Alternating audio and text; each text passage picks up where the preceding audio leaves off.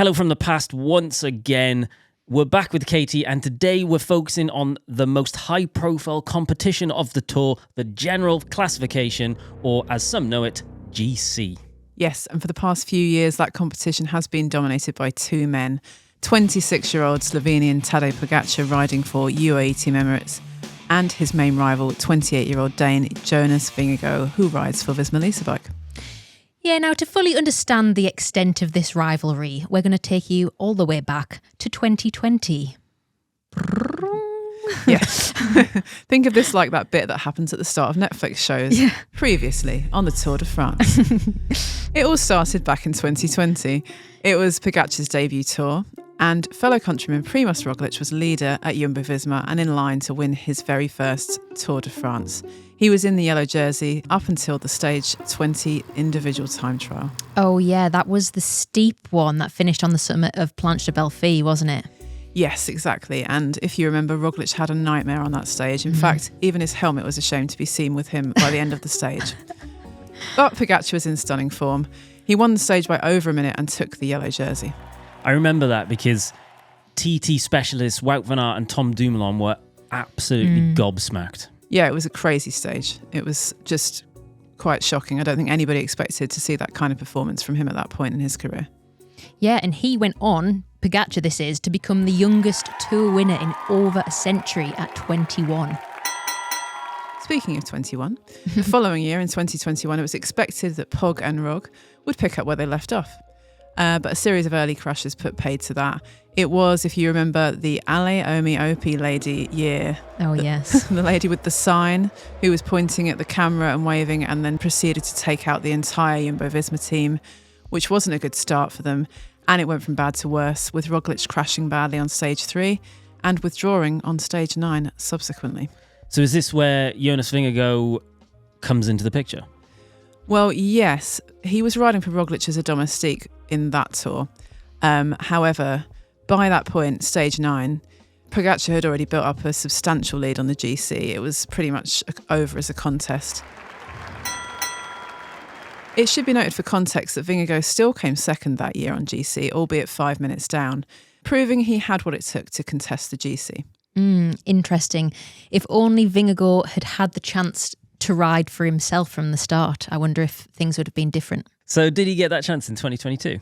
Yes, but it wasn't straightforward. Visma was still riding for Roglič at the beginning, until the cobbled stage on stage 5 when he crashed into a hay bale, ironically not on the cobbles but on the tarmac. Was that Roglič out at that point? No, but unlike in 2021, the team realised they should switch to Vingegaard for leadership. Pogačar won a few early stages that year, but Visma struck a killer blow in the GC on stage 11. Roglič and Vingegaard worked together to tire Pogačar out, and Vingegaard then launched to gain a 2-minute lead on GC, which Pogačar never recovered from. So that's 2-1 to Pogačar. What happened in 2023? That year, Pogačar arrived at the Tour out of form, sadly, as he'd fractured his wrist earlier in the year at Liège-Bastogne-Liège in April. He still landed the first blow in the GC battle, winning stage 6. But Jonas Vingegaard put in one of the most memorable time trial performances in recent history on stage 16. Oh, yes. That is actually how we ended up on the Netflix Tour de France Unchained documentary. And it was the point where everyone thought that he was doping, right? Well, it certainly raised a few eyebrows. I remember the silence on the day. Even the commentators just kind of shocked into disbelief, because it was just one of those performances that comes almost like Pogačar's in 2020, actually, that feels like it comes out of the blue a little bit. However, Visma have worked tirelessly on the time trial discipline, put in a heck of a lot of work, had the gear on point, and he just rode out of his skin that day, and it was just an incredible performance. It was. He beat Pogačar by 1 minute 38 seconds over 22 kilometres. Yeah, impressive stuff. And the next day in the mountains, on the Col de la Loze, Pogačar broke completely, telling his team over the team radio, "I'm gone, I'm dead." I'm gone. I'm dead. Yeah, I noticed looking at the stage profiles, they're back on that climb this year on stage 18. It's the Queen stage. There's a summit finish, and I wouldn't be surprised if Pogačar goes out with a point to prove. What's a Queen stage? It's the highest. It's the highest ascent, isn't it, in a stage? It's the hardest stage. The hardest stage. Yeah. There we go. The toughest stage. The one that's the showpiece for the race, or the GC race, anyway. So that makes it two apiece 2 for Pog, 2 for Vingegaard. 2024. Yeah, last year, which sadly didn't feel like a fair fight, unfortunately. Vingegaard came into the Tour off the back of a massive crash at Silca, Basque Country in April, where he was reported to sustain life-threatening injuries. So the fact that he was even there on the start line is pretty incredible. Remco Evenepoel and Primož Roglic were also involved in the same crash. And yeah, that year many thought it was Pogačar's to lose, which proved to be the case. He showed total domination in the mountains with 6 stage wins altogether. Yeah, it was incredible. I think he definitely silenced the critics who had said that he couldn't hack it in the mountains. Vingegaard did have his day, though, on stage 11, which he won after Pogačar apparently underfueled that day.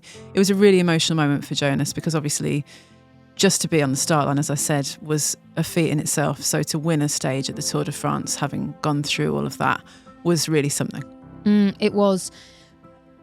So by my count, this now makes it 3-2 to Pogačar. So does that bring us up to date? Well, not quite. They've just gone head-to-head just a couple of weeks ago at the Critérium du Dauphiné, the traditional warm-up race for the Tour, where we got a preview of what's potentially to come in July.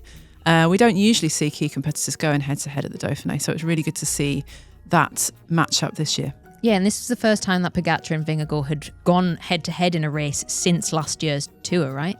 Yeah, exactly. Jonas tends to avoid Pogačar normally and race less, actually. So Pogačar's come from classics domination, basically, whereas Vingegaard's kept a lower profile. He won the Volta at Algarve earlier in the season, and then he crashed out of Paris-Nice after that and sustained a concussion, but it turned out not to be too bad.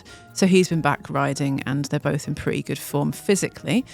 There was a few differences. Vingegaard proved to be better in the time trial, but Pogačar was far superior in the mountains, taking 3 stage wins and making it clear that he is the man to beat this year. Definitely. I have to say, seeing both of them at the Dauphiné, going into a race both in such good form and seeing how dominant Pogačar was, it almost makes it feel like an inevitability that he's going to win. And why are we doing this whole section? But, he's literally won 15 stage races out of his last 18, and he's been on the podium for all of those. So it's very hard to argue with those stats, isn't it? It is, but this is the Tour de France. 3 weeks, French heat, long mountain stages. You just never know. So who are we missing here? What about Remco Evenepoel? Yes, the 25-year-old Belgian leader of Soudal Quick-Step. If Pogačar and Vingegaard didn't exist, he'd probably get a lot more airtime. He's the world time trial champion, the reigning Olympic champion in 2 disciplines. It's not too shabby, really. It definitely isn't. And after that, the bookies currently have Pogačar's teammate, João Almeida, in 4th favourite, ahead of Primož Roglic. How did he get on at the past couple of tours? Roglic, yeah. In 2023, he opted to ride the Giro d'Italia instead, which he won. Then last year, he moved to Red Bull Bora Hansgrohe. He didn't have a great opening race in his first run out as their GC leader. He crashed out in stage 12. But he did go on to win the Vuelta for the 4th time that year. So maybe it's just that the Tour has it in for Roglic. I think you'll find that Roglic has it in for Roglic. As for Almeida, he's Pogačar's domestique, so he'll be up at the pointy end of the race anyway. But he's unlikely to win if Pogačar's still standing. Maybe he might make the podium, though, if UAE play a total blinder, which they probably will. Cool. Well, thank you very much for that run through, Katie. We're looking forward to seeing you in real time back in the studio tomorrow. But for now, it's back to the future for a run through on what's coming up on stage 3. Over to you, Jimmy.